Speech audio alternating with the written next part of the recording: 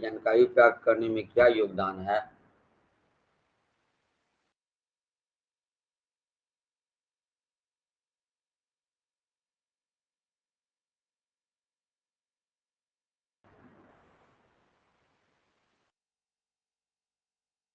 उसके बारे में क्या जानकारी और इससे संबंधित होगा? बौद्ध बौद्ध साहित्य के और और क्या इस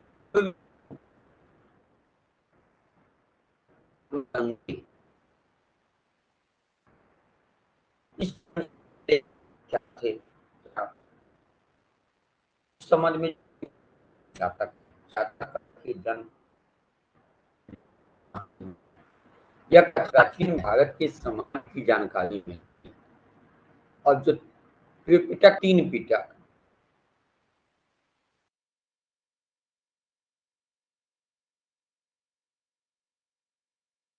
की गई थी, निर्माण में मृत्यु हो गया। इनकी रचना पाली भाषा में, किस भाषा में? त्रिपिटक की रचना। त्रिपिटक कौन कौन है? तो सूत पिटक और अभिधम्म पिटक, विनय पिटक और अभिधम्म पिटक। त्रिपिटक में प्राचीन भारत की सामाजिक और आध्यात्मिक व्यवस्था, त्रिपिटक में किसके? प्राचीन की सामाजिक और धार्मिक व्यवस्था का। तो उसको तीनों का अलग अलग देख लें तो ज्यादा ध्यान रहेगा। सूत 5 निकाय हैं। सूत पिटक को निकाय में बांटा गया है: दीर्घ निकाय, मध्यम निकाय, संयुक्त निकाय, उत्तर निकाय, खुद्दक निकाय। ठीक है, 5 निकाय। दीर्घ निकाय, मध्यम दीर्घ हो गया, वो दीर्घ निकाय है, निकाय, संयुक्त निकाय, अंगुत्तर निकाय तथा खुद्दक। पिटक में बौद्ध संघ के नियमों का, ठीक है, किसके? विनय पिटक के सूत्र विभंगु, खंडक तथा परिवार पाठ। पिटक होता है धम्म पिटक की विषय वस्तु दार्शनिक है, टोटल फिलॉसफी से रिलेटेड है, कि दार्शनिक शिक्षा का वर्णन है। अभिधम्म पिटक जो विषाद कथा से संबंधित। ये था बौद्ध धर्म साहित्य। बौद्ध धर्म के जो 2 थे, जातक और पिटक। जातक में महात्मा बुद्ध के पूर्व जन्मों का वर्णन है, और पिटक 3 थे: पिटक, विनय पिटक, अभिधम्म पिटक। सूत पिटक के 5 निकाय: दीर्घ निकाय, संयुक्त निकाय, अंगुत्तर निकाय तथा खुद्दक। और जो विनय पिटक है उसके 4 भाग: श्रुतिविभंगु, खंडक, प्रतिमुग्ध, ठीक है, परिवार पाठ। जबकि अभिधम्म वस्तु टोटल फिलॉसफी से रिलेटेड है, जिसमें महात्मा बुद्ध से रिलेटेड दार्शनिक शिक्षा है, जिससे जुड़े हुए 7 कथानक ग्रंथ हैं। अब हम लोग जैन धर्म से संबंधित साहित्य को देख लें। प्राचीन जैन ग्रंथों को पूर्व कहा जाता है, पूर्व नाम दिया था। पूर्व ग्रंथ जैन धर्म से संबंधित ग्रंथ। इसमें महावीर का या प्रतिपादित किए गए सिद्धांतों का वर्णन है। किसमें? पूर्व में। यह प्राकृत भाषा में लिखे गए हैं। बौद्ध साहित्य किस भाषा में? पाली भाषा में। और जैन साहित्य प्राकृत भाषा में। यह भी ध्यान में रखना होगा। जैन धर्म साहित्य में भी आगम का है। इसके 12 आगम में क्या है? 12 अंग, 12 उपांग, 10 प्रकीर्ण तथा 6 छेद सूत्र है। 12 अंग, 12 उपांग, 10 प्रकीर्ण एवं 6 छेद सूत्र हैं। इनकी रचना जैन धर्म की श्वेतांबर की गई। ये पता होगा कि जैन धर्म 2 संप्रदायों में बांटने पड़ गया था, श्वेतांबर और दिगंबर। पर श्वेत वस्त्र पहनते थे, दिगंबर नग्न। तो जो श्वेतांबर संप्रदाय के अनुयायी थे, आचार्यों द्वारा रचना की गई थी किनके? आगम की। 12 अंग 12 उपांग 10 प्रकीर्ण और 6 इनकी रचना प्राकृत में की गई है। किनकी? आगम की। किन किन भाषाओं में? प्राचीन भाषा में अपभ्रंश, जो हमारा जो देशज अपभ्रंश शब्द है उसमें। जैन धर्म के ग्रंथों का संकलन नगर ने किया गया, में किया गया, ने हो गया। ठीक है, कहाँ? है उसमें आचारांग सूत्र, भगवती सूत्र, परिशिष्ट पर्वन तथा भाद्र बाहु चरित्र है। कौन कौन? रांग सूत्र, भगवती सूत्र एवं भद्र बाहु चरित्र। अब हम लोग में हिंदू धर्म से संबंधित साहित्य, वेदांग, उपनिषद, ब्राह्मण और पुराण, उसके बाद बौद्ध साहित्य ग्रंथ जो हमें एंशिएंट इंडियन हिस्ट्री के सोर्स है उसको बताता है। साहित्य को देख लिए, जैन धर्म से संबंधित साहित्य को। अब हम लोग गैर धर्म से संबंधित तो नहीं है, लेकिन पुरातन भारतीय इतिहास महत्वपूर्ण है।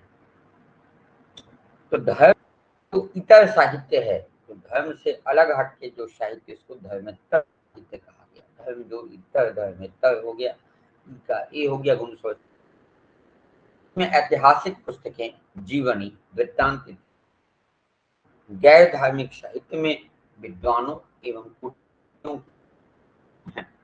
या साहित्य, और इससे प्राचीन राज्यों में विद्यमान राज्य व्यवस्था, लोगों की जीवन शैली तथा तत्कालीन समाज के बारे में 24वीं शताब्दी में अष्टाध्यायी लिखे थे। एक प्रसिद्ध संस्कृत विद्वान था, पाणिनि अष्टाध्यायी रचित हुई थी। एक पुस्तक है, समाज पर प्रकाश डाला गया। अष्टाध्यायी तो देखेंगे ख ग घ आई सब कैसे आया है, ये अष्टाध्यायी में है। कि उसमें आप देखेंगे कि जब पाणिनि अष्टाध्यायी का अध्ययन करेंगे, पहले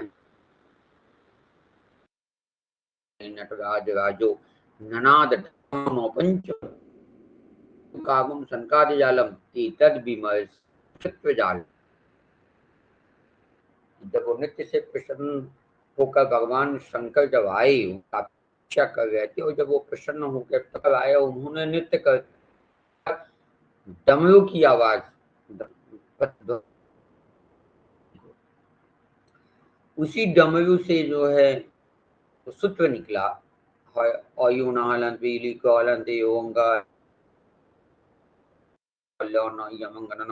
इस वजह से टोटल 14 सूत्र हैं।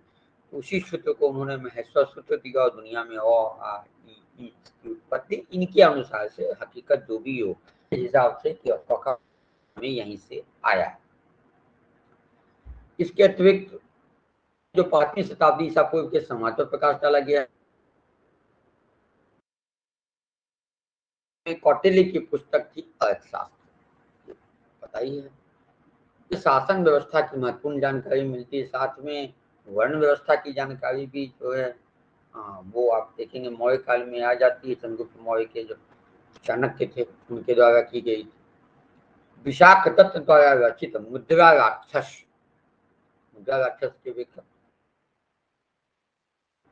सोमदेव द्वारा रचित कथा सरित सागर तथा छिमिद द्वारा रचित बृहत कथा मंजरी से मौर्य काल के बारे में काफी जानकारी मिलती है। सिर्फ रखना होगा आपको, अष्टाध्यायी के लेखक पाणिनि, मुद्रा राक्षस विशाख दत्त, है ना, अर्थशास्त्र कौटिल्य, कथा सागर सोमदेव, और बृहत कथा मंजरी कौन? छिमिद।